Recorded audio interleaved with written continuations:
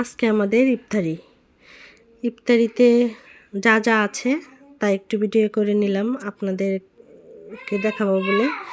এই যে একটু আলুর চপ বানালাম, ডিমের চপ, আলুর চপ, বেগুনি, এগুলাই তো মূলত ইফতারিতে খাওয়া হয়। ভাজা পোড়া না খেলে মনে হয় যে ইফতারিটা মানে ইফতারি হয়নি, খাওয়া হয়নি। তাই এই যে একটু আলুর চপ করতেছি।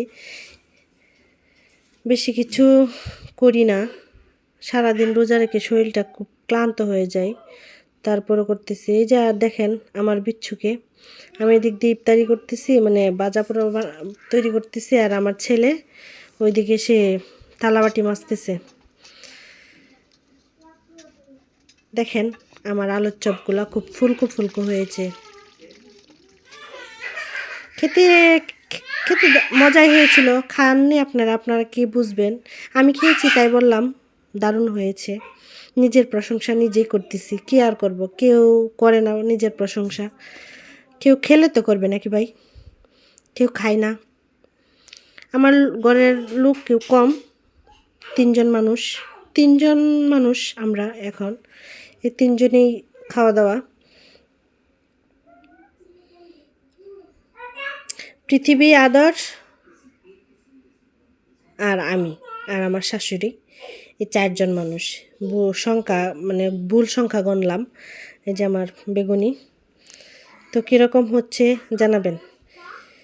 প্রথমগুলো বেগুনিগুলো সুন্দর হয়, পরে যে একটা বেগুনি থাকে কেমন তেসরার মতো, এই বেগুনি দেওয়ার হয় না। দেখেন আমার ছেলে মাজা ঘষা করতেছে, তার কাজই হচ্ছে মাজা ঘষা করা। মানে সারাক্ষণ সে রান্নাঘরে যাবে, রান্নাঘরে গিয়ে মাজুনি নিয়ে সে মাজা ঘষা করবে, এটাই তার কাজ। মাজুনি নিবে, ঝাড়ু নিবে। আমার মেয়েদের কাজ করতে, মানে আমার ছেলে মেয়েদের কাজ করতে ভালোবাসে। ওই যে আলু ডিমের চপগুলো তৈরি করতেছি, সবগুলো হয়ে গেছে।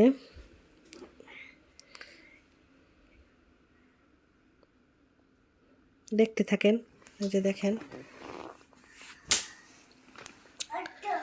ভাজা পোড়া খাই মাশাল্লাহ। মানে এই রোজার মাস ছাড়া খেলে গ্যাসে চাপ দেয়, কিন্তু আলহামদুলিল্লাহ রোজার মাসে কোনো কিছুই হয় না, আল্লাহর একটা রহমত থাকে।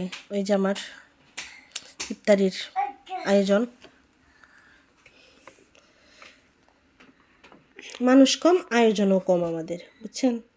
গরিবের ইফতারি বলে কথা, বুঝেন না।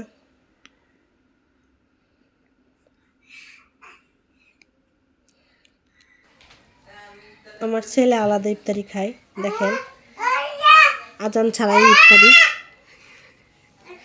তার ইফতারি শুরু হয়েছে।